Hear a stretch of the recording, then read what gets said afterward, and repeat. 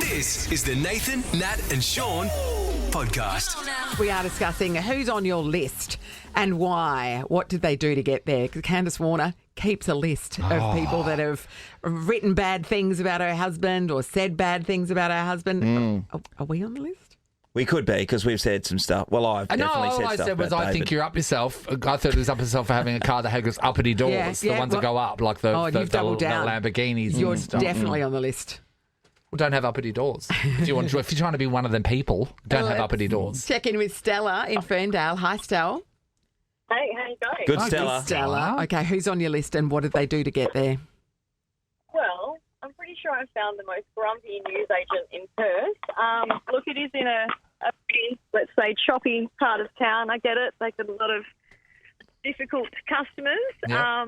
But, yeah, she seems to get a sick satisfaction when you go in and no win. I remember I went in last week. No win. And I had free tickets. And she was like slamming the tickets down on the counter, all three of them, and glaring at me each time. No win for She's you. essentially calling you a No loser, win. isn't she? A loser. Yeah, and there's heaps of rules as well. There's a sign on the little desk of the kiosk. It says, no scratching, because you're not allowed to, like, scratchy there, and it's all very... So very you're strict, saying, so usually the excitement that someone would show to one of their Yeah. customers winning lotto, she shows that to you when you lose lotto. She finds joy in your not winning. Correct, and it's almost like she's cursing me to never win lotto. But Yes. So, Stella, nothing win. nothing would bring you more happiness to having a winning ticket and going and Yes. shoving it in her face? it would be satisfying. But, I mean, I do continue to go there. It's Yes. new work. It's on my lunch break, but it's always such a pleasure. To You know what? Everybody else is trying to find the lotto agents that bring them luck. You know, where you rub the thing or whatever, rub the Buddha or whatever it might be. Yeah. And you're going to one Totally. where she delights in you losing. You know what? And sometimes you want to be like, it's nice to have a bit of like resentment and hate towards you in a daily mix because Just for the light and shade. In Subiaco here, there's this one place that sells these amazing kebabs. And when I was living over the road, I'd go there every Friday night and get a kebab. And they did not care about my being a customer. They did not care about my buying their goods. They did not care about customer service. They They didn't care about that you were a actually regular. so rude, and I loved it. I just thought it was so funny. And there's another guy at one of the delicatessens in a supermarket here in Perth. Whenever I go and ask for like shaved, a mild Hungarian salami, he'd go, ugh. Literally your job. I just thought it was really funny. Thanks, Stella. Let's go to Keely in Mindari. Hi, Keely. Hi, how you going? Good, Keely. Keely, who's on your list and what did they do to get there? Mine is really petty, and looking back at it, he really didn't do much, but it got me for years. Yes, great. I had a puppy who was very energetic, Yeah. and this guy had this little Pomeranian who was pretty well behaved. But anyway, he walked past me one day at the beach. He said, "Oh, you've got your hands full there." That was it. That was enough. In my opinion, he had insulted my dog and me. I taught my kids that he wasn't a nice man. We called him Nemesis. The nemesis. After he said it, I then sat down at the beach and cried. I was so upset. While I was crying, my dog dug a hole underneath me because he really was a handful. You're trying to hide the hole. Keely, never forget and never forgive. That is No, he was. We've now moved, and still, he's like legendary. That he's Nemesis. The My Nemesis. kids are now fully grown, and they remember Nemesis. Oh, you've got Yes. your hands You've full got there. your hands full there. What, how dare he? That was enough. How dare he? So that's He the time in insulted your my life. dog. That was it. I mean, if he'd said that about your kids, would you have been as offended? Well, they were a handful, but the dog, that was a line too far. Can I say that I have not heard anything that is unreasonable? No. I think that the two examples we've heard so far Yes. definitely deserve to be Definitely on deserve an to be on a enemies list. list. Let's go to Fiona. Hello. Hello. Hello, Hi, Fiona. May or may not be your real name. Fiona, who's on your list and what did they do to get there? My cousins, we have not spoken to them in years really because 2 weeks before their wedding, we got notified that my sister and I have been uninvited to the wedding. Okay, get so uninvited? what did you do? We couldn't go to the engagement party. Our parents had just split up. We were 21 and 19 and Yes. we had relocated and we could not afford to get back to Perth to attend the engagement party. So we Okay, had that's the fair enough. suspicion that it might be because of that. But we were all set to go to the wedding, and our dad notified us 2 weeks before that they have decided to not invite us. So does that mean they never invited you at all, or they invited you and then rescinded the invitation? We don't know, but since then, none of us have had a relationship. It's the weirdest thing.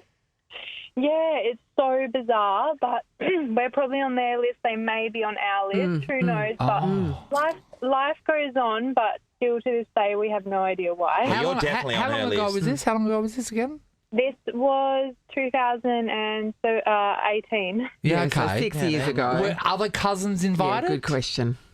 Yes, so there was 6 of us. Oh, We were all you're on very their close list. and grew up together. Yeah. And my sister and I were the only ones. who So were invited. really the thing here is you were on their list first, and then subsequently Yes, you now have they're been on- on yes. your list. So I know, but it's just an unspoken word. Like, Yes, can you give of us a course, reason? yeah, I know. Is not going to an engagement party a No. reason to not invite somebody Especially to when the your wedding when parents there's are splitting up. circumstances? You're Yeah. 19, 21, your parents are but splitting up honestly, money. Yeah. I think it is a thing, though, because it happened recently to my sister and I as well. We didn't go to a close friends of ours engagement party because, again, it was not where we live and we just didn't have Yes. the money to get there at that time, and we didn't get an invite to the wedding. But I guess it is getting more popular where people have engagements and then don't invite people to the wedding. It is interesting because you can't make it to a party, but you can make a list. Yes, exactly. Definitely so. Exactly. You can get on a list like that. Thank you, Fiona. Kim's in Alkimos. Hello. Hi, how you Hey, going? Kim. Hey, Okay. Who's on your list and why? Well, it's actually my husband, a story about my husband. He takes his lunch to work every day Yes. and he uses a 600 ml bottle, empty water bottle, and fills it up with fresh orange juice. Yeah. Yes. Well, he was taking it to this place of work and putting it in the fridge, and for almost 2 weeks, every time he'd go to get his orange juice, somebody's either drunk all of it or drunk half of it. Oh, Kim, that would kill me. Yes. Yeah, and it really upset him, so he decided to get them back, and he peed in the bottle and put it in the fridge. And did he find got a out the result? culprit? He didn't find out the culprit, but nobody ever touched his orange juice again. Oh, my That's well played, God. yeah. I mean, it's extreme. Yeah, and luckily your husband does urinate pulp. Yes, So that's no right. one That's can true. tell the difference. Yes. It's uncanny. Yeah, that'll tickle your urethra. Oh, Sean. no. We don't say urethra enough on this show, do we? It's definitely a gap that's me. Oh, thanks, Kim. It's the Nathan, Nat, and Sean podcast. On Channel 7, new show making an appearance. Yes. Dream it is Home. called Dream Home. And Yes. what do you need at the head of this show? Yes. A vet. A vet. Dr. Chris Brown, hello. Yes. It makes a lot of sense. It Trust me, does. and you'll see why. You'll see why it makes sense. Because Okay. I know what you're doing. What? You're building like birdhouses. And a giant kennel. Oh, yeah, bunny hutch. That'll be the key.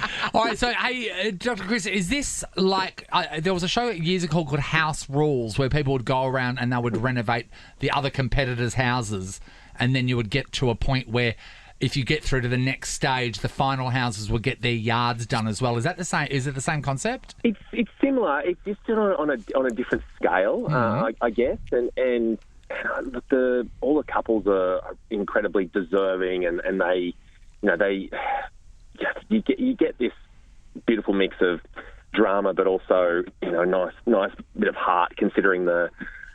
I think it's all about the timing for this, and the fact that it's hard at the moment with interest rates and cost of living, and buying a house is hard enough, let alone considering a renovation. So that's where this is, I think, well timed to show people how it can be done, but also just to showcase these stories of people who have been genuinely struggling, and then so you get the heart, but you also get the humour. Oh, sorry, Dr. Chris. I think I've We hit my don't have limit. any I've hit my heart. limit of backstories that are going to, people are going to be in Well, tears Sean, and stuff. Sean, We just built the bloody house. Sean, I'm pretty sure this show's built on the backstory. So, It's going to be a long season. just block your ears and go, no, when they're speaking fast about forward. that sort of Good, stuff. good. And think about the renovations. I do like the concept of a renovation show that is on television that actually tells people how they can do it themselves without TV crews, and also what things cost. Yeah. Because on renovation shows, people look at stuff and they go, oh, my God, can I do that at my house? I don't know. They have not told me any of the costings. Yeah. And budget. I mean, if you've ever done a renovation, you'll know that you're actually kidding yourself when you budget it, because it always ends up being 3 times what you think it's going to be. And so I think there's plenty of budget drama and discussions around how you actually can afford to do this, and the way that you can manipulate the budget to suit yourself is sort of a recurring theme throughout the show. But it's I don't know, it's just beautifully cast. You just find these people who are just lovely but genuinely interesting from all walks of life. Seems to be no deserving people from WA though. Did we not? Are we all doing too well over here? Are we? There are people who have been to WA, and there are people who love WA, and I fit into both categories. And so you should just be grateful that an ambassador for the Nathan, Nat and Sean Oh, fantastic! show, Yes, front and center. I've never been prouder. Yeah. Hey, Dr. Chris, is this your first show since you made the move?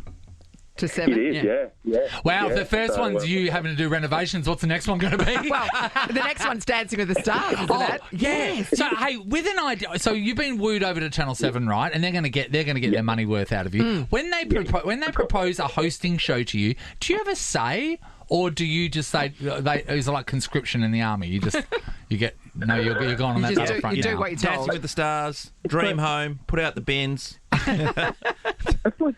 It's not like me going to Channel 7 is my national service. It's quite voluntary. No, but when once you've signed the contract and they own you, do that? They obviously, how much say if they were to pitch a project to you and you went, oh, that's not for me? Would you be able to say no, or are you forced to do it? And I'm asking because Sonia Kruger's written to the UN for help, and she's just every day she wakes up to a new show that she's hosting and she can't get out. So we're just worried about you. No, I do actually get to say it's my own free will, Okay, and I good. think and you'll see very quickly why this was one that I liked the sound of, but I'm also, one of the big reasons I went across was for an animal show, which I wanted to do for years, which is called Once in a Lifetime. So it's where they cook animals. It's actually quite weird. The doctor was like, Your favourite recipe. yeah, he never thought he was going to be saying, oh, well, that was a delicious penguin. It's the Nathan, Nat and Sean podcast. We're talking about when you save yourself at the expense of someone else. These are okay decisions we're finding so far. Tash is in Sounds like Bennett you're a little Springs. biased. I think these people are great people. Hi, Tash. Hello, how you going? Hey, Tash. What happened, Tash? So when my child was young, so you can tell this is going to go well, we were eating Red Rooster in the park. It was me, my son and my sister, and I'm deathly afraid of geese. Yeah, there was a gaggle of geese and they wanted the chips, and I basically threw the large chips and bolted. Yeah. My sister and son left them sitting there. They sort of stood up. She's quite short. Yep. She had to pick him up and bolt, and I ended up sitting on top of a picnic table. Well, I'm thinking because you've thrown the chips, there were chips everywhere, so therefore your child and your sister were... Can make a getaway? No? Well, no. They were right in the middle of the things that the geese wanted. Yeah, Yes. okay. Or did you throw the chips on your sister? Because that also would have been funny. I sort of did ditch the chips towards the geese, but that's where my sister and son were. And Well played. Yeah. I'm a good mum. Hey, where do you think your fear of geese came from? Did something happen early, or you just never understood them? I don't like any bird that walks. Like, I have a thing for, So ducks, swans, Any bird. ducks, chickens, swans, emus. They all walk. Yep. Yep. Chickens, yeah, I yeah. know, but like the ones that fly, they fly away. The ones that walk don't. They walk stay towards you. And when they Like walk humans. towards you without any effort, they know, and you know they're going to get you. Yeah, they're cocky. They just can and waddle up will. They're towards cocky. you and- They're cocky. Oh, they're horrible. Don't even get me horrible. started on how cocky a cocky is. Yeah, very cocky. For me, I thought it would have been the long necks. There's something about a real elongated neck of a swan or a goose. Yes, and that it's the way is they disconcerting. run at you with their head down, like Yeah. in attack mode, that I don't like. hissing at you. Yeah, vicious little things. They're Thanks, dangerous. Tash. Claire, hello. Hello. Hi, Claire. Are you a monster like Nathan? No, we're not monsters. No, look, I feel like Nathan wasn't a monster, but I think I was a bit, and I still feel guilty about it to this day. Okay, we'll be your moral compass. All right, let us know what happened. Okay, so I was standing in line at a coffee shop, and I was waiting for my coffee, and there was a child beside me jumping up and down, as kids do. Yeah. And as the barista hands me my coffee, I see it out the corner of my eye. Everything goes into slow motion. Yeah. The child trips and falls, and I have to think, oh my gosh, do I catch this child? Do I drop my coffee and catch this child, or do I keep holding my coffee? And do you know what I did? I have a feeling. Kept holding, I kept holding my your coffee, and coffee. the child fell over. Look, to be fair, they've got a low centre of gravity. They don't have far to fall. They do. They basically bounce at that Yeah, age. yeah. Did the kid cry a lot after the fall? They did, yes. And you know what? I'm one of those terrible people where if someone falls over, Me I do too. laugh a little Oh, bit. I don't laugh a Nathan. little bit. Yeah. I laugh a lot. Yeah. He does. Like really bad, and it doesn't matter who The they older are. the person, the more you laugh. if they're to be honest. super elderly, where everyone else, even strangers, run up and see if they're okay, I'm Yeah. in the corner laughing. It's so horrible, and I love old people. I can't help it. How much was your coffee? Oh, gosh. Well, I do live in Perth, so it was quite Yes, expensive. yes. Yeah, We're well, talking it's over $5. $5, yeah. $5. I mean, Yeah, come on. good decision. You're not going to save a And child. to be fair, that kid was there with its mother. Why wasn't its mother catching it? True. Yeah, see? I think you did the right thing. As a coffee drinker, I think you did the right thing too. There you go. Yeah. Gary from Woodvale. Hi, Gary. Hey guys, how you doing? Good, Gary. Gary, I've been searching all morning for a story that's going to make me look less bad, and I think I might have found it. What happened, Gary? All right, Sean, you probably know where I'm coming from. Listening as surfer as well. So about a year back, when there was a lot of shark sightings. Yeah. We were out surfing just on the right of P-break, engine up. Oh, yeah. So we were out P-break, there having yeah. a good surf. Yeah, P-break. And I saw this fin come out of the water, and I just panicked. My heart jumped out of my chest, and I just paddled. Totally forgot my mate was out there. So you didn't mention it to him, Gary. What are you doing? And I was like, shark! Yeah, So yeah, you yelled shark basically nearly Yeah. from the shore Yeah. because you'd paddled so He far? was in the car. I was yeah. I haven't paddled that fast in my life, so Has your- when my Wow. mate said, "What are you doing?" I was like, "Oh yeah, sorry, mate." Has Yeah, now, but Has he ever let you live that down? oh, you know what? He has. We just have a laugh over a beer, but it Yeah. was just one of those moments where it could have gone absolutely pear-shaped, but you're it didn't. a so- really bad Gary, it was person, Gary. was it a shark or dolphin? You know what? I'm going to say shark. Yeah. Okay.